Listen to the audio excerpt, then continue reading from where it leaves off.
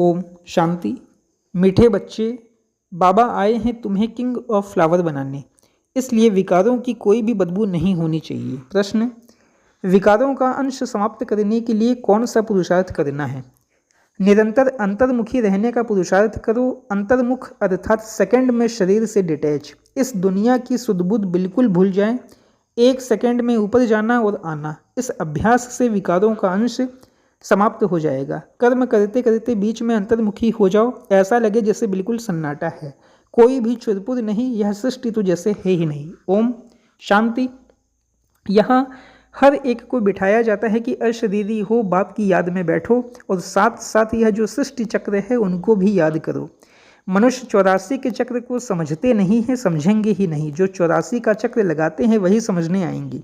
तुमको यही याद करना चाहिए, इनको सुदर्शन चक्र कहा जाता है, जिससे आसुरी ख्यालात खत्म हो जाएंगे। ऐसे नहीं कि कोई असुर बैठे हैं जिनका गला कट जाएगा। मनुष्य सुदर्शन चक्र का भी अर्थ नहीं समझते हैं। यह ज्ञान तुम बच्चों को यहाँ मिलता है। कमल फूल समान गृहस्थ व्यवहार में रह पवित्र बनो, भगवान उवाच है ना। यह एक जन्म पवित्र बनने से भविष्य 21 जन्म तुम पवित्र दुनिया का मालिक बनेंगे। सतयुग को कहा जाता है शिवालय, कलयुग है वैश्यालय। यह दुनिया बदलती है, भारत की ही बात है, औरों की बात में जाना ही नहीं चाहिए। धारणा के लिए मुख्य सार पहली पॉइंट है, अविनाशी ज्ञान धन स्वयं में धारण कर फिर दान करना है। पढ़ाई से अपने आप को स्वयं ही राज तिलक देना है। जैसे बाप कल्याणकारी है वैसे कल्याणकारी बनना है। खाने पीने की पूरी परहेज रखनी है, कभी भी आंखें धोखा न दे, यह संभाल करनी है। अपने को सुधारना है, कर्मेंद्रियों से कोई भी विकर्म नहीं करना है। वरदान, मनसा शक्ति के अनुभव द्वारा विशाल कार्य में सदा सहयोगी भव।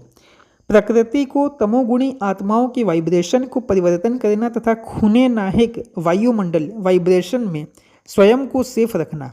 अन्य आत्माओं को सहयोग देना, नई सृष्टि में नई रचना का योग बल से प्रारंभ करना। इन सब विशाल कार्यों के लिए मनसा शक्ति की आवश्यकता है। मनसा शक्ति द्वारा ही स्वयं की अंत सुहानी होगी। मनसा शक्ति अर्थात श्रेष्ठ संकल्प शक्ति।